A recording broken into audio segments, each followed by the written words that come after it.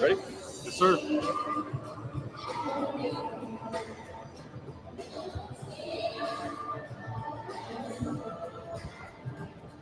Welcome into the Illini Nation pregame show. Rolling on from Madison, Bret Beherns and Derek Piper here courtside at the Kohl Center, where Illinois starts the month of March with a lot to play for, 3 quad one opportunities before the Big Ten tournament. Derek, this is a pivotal time for Illinois if they want to continue to build that resume. Let's start with this, though. It's nice to actually talk about an Illinois team that's not on the bubble. It's been now, 4 straight years? Really, you go back to 2020 season, that didn't happen. They would have been in then. So a different conversation as we get to March here and Illinois opens up play, and what should be a fun month ahead, or at least Illini fans are hoping for. And if you can play your way into a 3 seed, I still think that's possible. Maybe a 2. We'll break that down.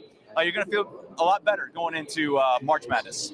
Yeah, absolutely. It's time to play for the start of 3 straight quad one opportunities. And this building really reminds you of a huge turning point in Brad Underwood's era, where being on the wrong side of the tournament bubble, maybe not even the tournament picture, to then expecting to be in the tournament each and every year. The Abdasumu shot late in that game in 2019-20 turns that season. Illinois then positions himself to be in the tournament. Of course, that gets canceled, but ever since then, Illinois has not lost to Wisconsin.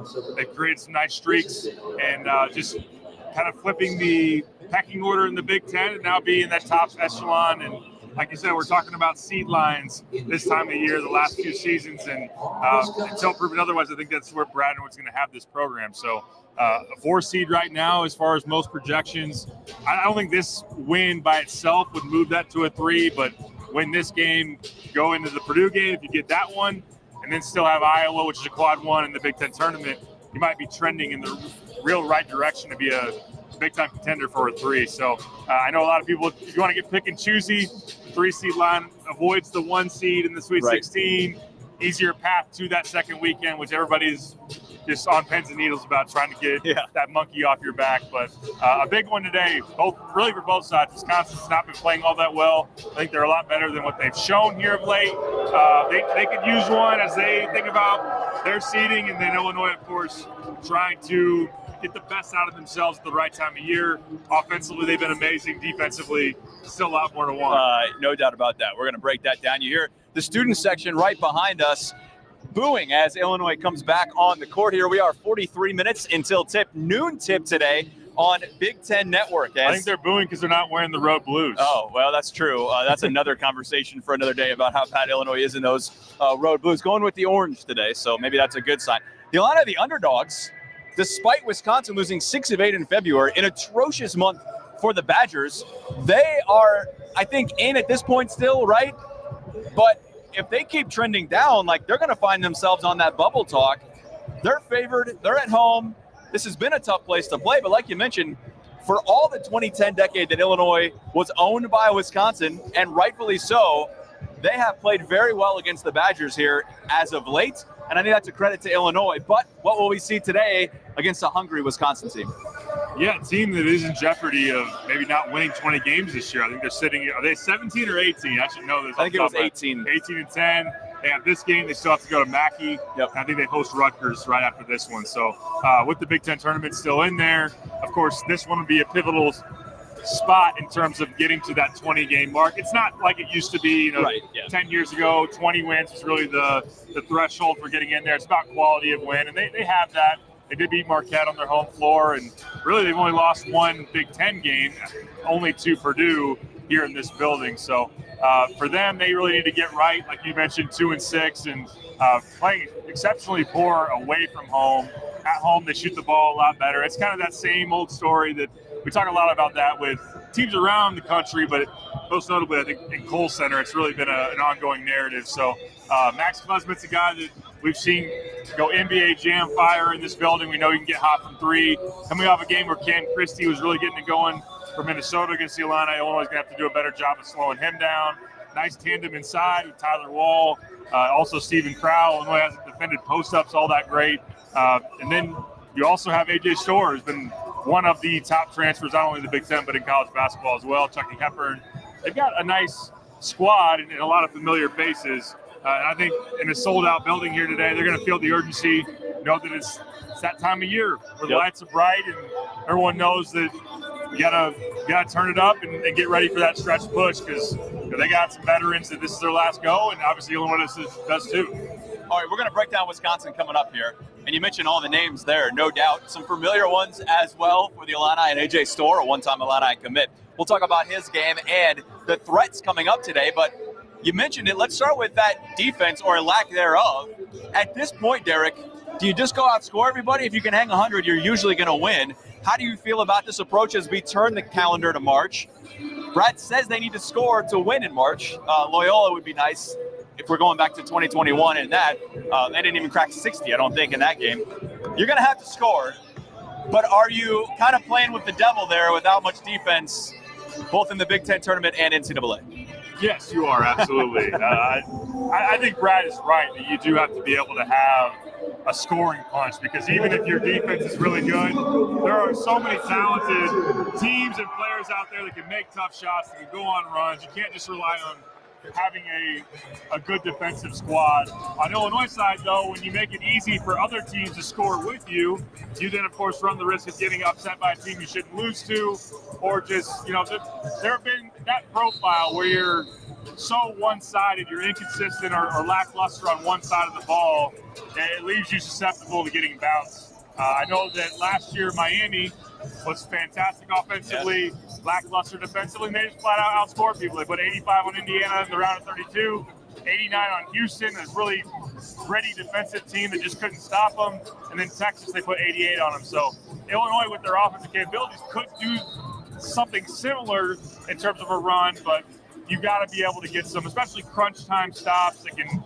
allow you to pull away in certain spots. So I think the bottom line for Illinois is that this team is capable of better. Like this isn't a situation where they're so athletically limited or they don't have size or this or that. They've got some good individual defenders. I think Terrence Shannon is obviously that. I think he's played exceptional on defense, even though as a team, his team has really struggled. Coleman Hawkins has a lot of strength defensively. He does have some weaknesses, but he brings a lot to the table there. And on the whole, it's a team that has pretty good size and athleticism across the board. So this should be at least an average defensive team. You pair average defense with what they're doing offensively, they look prime for a run. So will that get fixed here in the last 3 regular season games? I'm not sure, and you're going to need it to happen really fast because Wisconsin can score it. Purdue's one of the best offenses out there in the country, and then you'll see Iowa again, and we know that they can hang points on the board as well. All right, so are you comfortable if the defense is not even average with Illinois being successful in March? Not entirely. Okay. Not entirely. I think that's the biggest question fans are asking, right? Like, okay, well, you've had the numbers here. Was it Bart Torvik since Jan 1, or is it even further back than that, where they just have been flat out bad defensively? I mean, you can run pretty much anything since the turn of the new year, but you look in February, they were 270th. I mean, that ain't good. That's the worst of any at-large team projected in the tournament field. Same thing if you look since Terrence Shannon returned, which you'd assume, knowing his athleticism and on the whole defensive capabilities, that he would really give you a shot in the arm defensively to turn the tide. They're in the 200s since then, since mid-January and on. So that's something that we've been talking a lot about. I think Brad has addressed it with his team. I mean, players have mentioned really the primary focus of practices have been at the defensive end, but for whatever reason, they're not getting the type of results. I think that you can kind of separate and have different conversations about different games. Penn State was abysmal, their execution, what they allowed, back cuts, drives to the rim. Minnesota did make some tough shots. I think Minnesota played a good game. It wasn't just that Illinois was horrendous, but when you go up 97 on your home and floor. And that many threes. 14 threes? 14 threes. Dude, that's not good. Right. Are you going to guard the perimeter or what? I mean, it just comes down to it. My sense, Derek, is that Brad is just, maybe he won't say this publicly. I think he's more okay with the fact that as long as they're scoring this many points, it's okay. I think he's accepted it. Yeah, I think I'm sure it probably still bothers him because no doubt it bothers him. But is he willing to be okay with it? I think those are two different questions. Right, I think he has to be. I don't think you're going to go. I do also think he's set in his ways, or just believes in the scheme defensively because it's so analytically driven. They are playing that drop coverage because they want the team to take mid-range twos. They want them to take non-at-the-rim twos, which they, on paper, they're right there at the top in terms of Creighton and Illinois allow the most 2-point jump shots. Now, the problem is I think Illinois has not contested those attempts at the rim very well. Like you mentioned, they give up threes. In the ball screen, it's easy for guys to come off and get open lanes to shoot the mid-range, shoot the floater, whatever. I think transition has been tough. Defending the post has been tough. But yes, in comparison to last year's offense, I rewatched the game in this building last night doing my preview. Illinois had 9 points in the first 13 minutes. Last year's team had some real issues offensively. Brad didn't have it offensively. And it probably is very reminiscent of his season at Oklahoma State, where they were number 1 in the country offensive efficiency. Not very good defensively, but that's a good example. They lost in a shootout to Michigan in the first round, 91-90. And they're there and gone in the tournament, and you couldn't get that stop to get you through. So I'm sure he is not sleeping well at night knowing that, because Brad, you and I have covered it long enough. We've covered him his entire tenure here, has talked tirelessly in years past. Offense is fleeting. My program's built on what happens when the ball doesn't go in. This is such a contrast to what he's been discussing and what he's trying to build as a program. But is it fun basketball to watch? Absolutely. Is it a special offense? I mean, on paper, KenPom says it's a better offense than 2004-05. Isn't that crazy, though? Like, everyone just associates, I think, 89 and 05 is like the offense, right? Yeah. It was a huge offensive team, and it was juggernauts in program history, maybe 2 of the best. And yet this team is right there with it. I think that needs to be talked about and celebrated by Illini fans. Okay, if you're going to be average at best defensively, you might as well go out and score a ton. And it's way more fun to watch, so go do it, right? Absolutely. Now, it does probably give a little bit of respect to the fact that the analytics also say 04-05 was the top 10 defense in the country. Oh, okay, there you go. So you had that going for you. D. Brown was the defensive player of the year in the Big Ten that year. Yeah. Brad's still pounds the table for some of his guys for defensive accolades and whatnot. Rayfeld Davis isn't hearing it as far as BTN goes. But anyways, yeah, I think offensively, look, they're so unique. Teams don't see teams like that with the size and the fact that, all right, we're going to play guards, which Illinois can have a hard time if you stay in front of, but who do they defend at the other end? You're having, who's Max Klusmic in the guard at the other end today? So they're very unique in terms of a matchup. Terrence Shannon is as overwhelming of a physical athlete in college basketball. I'd put him right up there, if not maybe just a slight notch below Zach Edey in terms of just an overwhelming presence in college basketball. So they have a lot going for them offensively. I think they're maximizing the talent there. They have a scheme that really works and fits. Defensively, they got to get a few more stops. We saw a stretch late against Iowa where they got stopped for 4 or 5 minutes. It was the difference in the game. A little bit late against Minnesota where they pulled away and built the 10-point lead, and that was good enough. That is flirting with fire, though. Late stops. I think that's the biggest thing. Okay, if they can't get stops throughout a game, can you get a stop when it matters? Right. Can you get a stop in the final 2 minutes of a game when you really need it? And if you can do that, hey, you let a team hang around, whatever else. In closing time, what can this team do? We've seen them succeed. Got to give them credit for that. We've also seen them fail. And there's times in that where you flirt with fire, and that's what you're going to get sometimes. Let's look at some of the matchups here as we get set for this noon tip-off on Big Ten Network. Let's start with this, because this is what I'm interested in. You mentioned the post. Who does Coleman Hawkins guard, and who guards Coleman Hawkins? I think Coleman is probably on Stephen Crow, and then Quincy Guerrier on Tyler Wall. Both those guys scoring it really efficiently in the post. We've seen Tyler Wall for the years, a guy that 6'9", 225. His footwork's fantastic. Has an ability to spin off left hand, right hand, pump fakes. Quincy didn't have his best month in February. No, he's got to get it going. I think defensively he's been a little jumpy, a little out of place, kind of lunging, and he's got to really lock in and be disciplined. Tyler Wall's looking to test that. I think that he's especially important because from a physical standpoint, he's Illinois' best matchup for Wall. I don't think possessions with Luke Goody guarding Tyler Wall is going to go all that well. Play Dane and then Coleman at the 4 against Tyler, but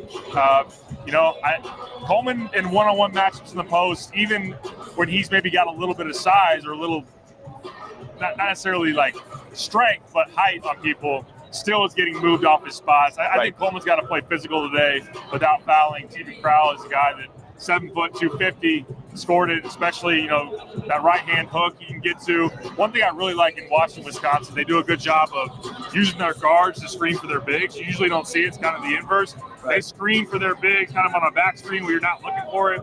To come across the lane and get a clean post touch that's deep in the post, then make a move. So Illinois has to know where those screens are coming from.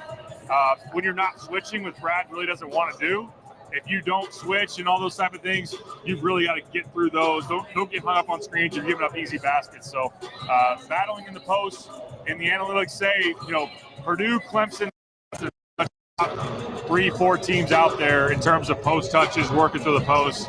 I think that's a huge part of Illinois in terms of getting stops today. All right, so Crowell and Wall are my two guys that I want to watch. There's two other, and it's A.J. Storr and Chucky Hepburn. How do those guys factor into what they do?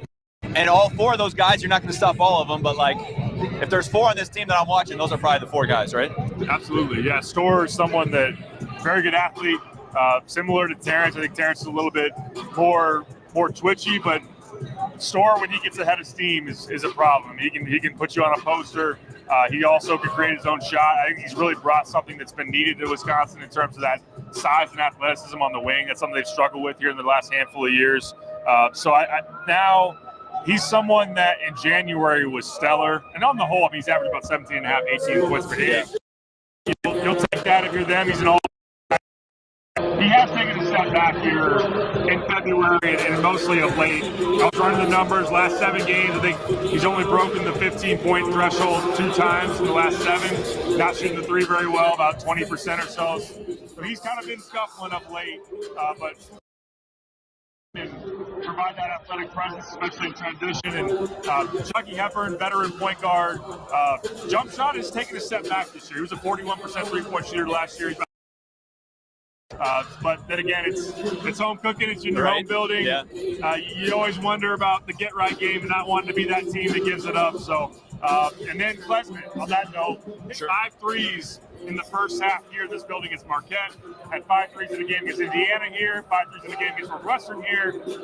He can really, really be a game changer with that free ball. So they do a good job running him off the screens, actions to get him open. And really, whenever you think of, of course, it starts with the Bo Ryan swing offense, and then it's transition into guard. They have a lot of cutting action, a lot of screens. They're very patient. They're okay playing and actually prefer a slower pace offensively. They're waiting for you to make a mistake. Unfortunately, Illinois has been making a lot of those mistakes. You do not want to see that today. And this offense and this team, really, from the Wisconsin side, you mentioned Greg Garr, just Bo Ryan carried on, continued. It's in the tree. I think of Wisconsin as one of those teams that you know what they're going to do, right? Exactly. They're just going to try and execute better than you. And there's some of those teams in the Big Ten, right? I feel like Purdue is that way. I feel like, there's some of those squads, even Iowa, right? Iowa's going to score a ton of points, probably not defend. Yeah. Does that make it easier or harder to kind of prepare? You know what they're going to do, but you've got to go execute at the same point. Good question. I do think Illinois with their booty ball, I think you know exactly what they're going to do too. Sure, that's fair. They're kind of throwing it right at you and say, all right, stop it. Make your decision. Are you going to double? Yep. Or are you going to play one-on-one? And we're going to just play out of whatever you react to. So I think that for Illinois' standpoint, with Wisconsin, it's a different prep because you don't have this type of offense. Usually you think about pro-style offense, a lot of ball screen action, teams that want to play in transition. And with the swing offense, it's a little bit more of a disciplined, kind of old school brand of basketball that with all the screening and cutting action, post touches and whatnot. So I think it's really just something where you've got to be disciplined. You got to know what they're trying to run because the good thing is they're giving you their play card, essentially. They're saying, right, we've run this for 20 years. Here it is. No surprises. Study up on it, but just we're going to be more disciplined than you, and we're going to take advantage of your mistakes. So I think it's a good thing that you know what they're going to throw at you.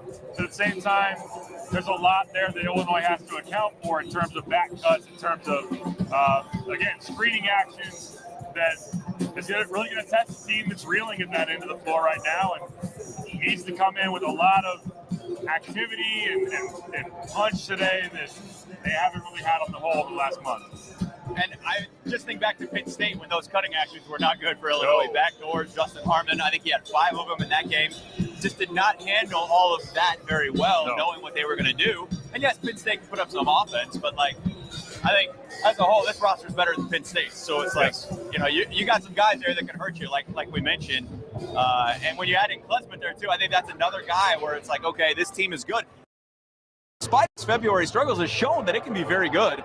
You know, they have some good wins on the card, and so, you know, I hope Illinois fans are not like, oh, well, you just gotta win against Wisconsin. You got Purdue. Like, this team can't look ahead by any means. I think that's gonna be the case, but like, yes, Purdue's gonna be fun Tuesday, but it's gonna be a whole lot more fun for Illini Nation if you win today. I guess that's my biggest point out of all of it. Yeah, big difference. Without that, like you said, it'll still be a hyped environment, still a huge opportunity, because going into today, Purdue's number 2 in the net. That's a quad 1A opportunity to be able to beat that type of team. But yeah, Wisconsin was in the game against Purdue, only lost by about 7 points here. But like you said, they beat Marquette, a team that obviously went into Champaign and got a win. Also, they swept Michigan State in the season series, hammered them in particular here, beat them by 15 points, beat Northwestern here, beat Nebraska here. They've beaten some good teams on the whole. And, you know, a team that's still sitting there as of right now, kind of on that 5 seed line. So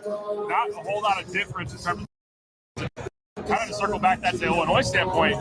Illinois, this would be Illinois' best win on their resume on paper. Because you look at the net rankings, Wisconsin 27th, 24th, Florida Atlantic's 35th. You got a home win against Michigan State. You got a neutral against FAU. A true road game against a top 25 team would be your best win on paper. Then obviously Purdue would trump that if you get that one. But it is about momentum, securing the double bye, which you can do today in terms of the Big Ten with the win. And then, yes, making that Purdue game all the more important. Because to circle back to what we said earlier, get this one, then get Purdue. I mean, the 3 seed line is very much in sight for Illinois, I think. Right, and it makes it interesting on Sunday if you can win both of these games to at least put you in conversation. And when you get to that last day, you never know what's going to happen. Nebraska helped them out a couple of years ago. True. And that was, again, a win against Wisconsin here, wasn't it? It was. So I think that's interesting how that all kind of plays. Well, you know who's playing Purdue the last game of the year? I don't. Who is? This team. There you go. Okay, so maybe it'll kind of help you there. You never know. All right, we got 24 minutes until game time. The other opportunity for Illinois to clinch that double bye today, a Michigan State loss. Who do they got? Do you remember? Purdue. At Purdue, okay. I would say they'll lose. I would say that's probably going to do it. So you would like to think Illinois is most likely going to leave here, but with at least a secure of a double bye in the Big Ten tournament, which is key. That's huge to help them get to Sunday and try and further that resume as they get towards Selection Sunday, March 17th, I believe it is, this season. You can watch that on CBS. All right, 3 keys and a pick. What do you got on the site as we get ready for tip-off here, noon on Big Ten Network?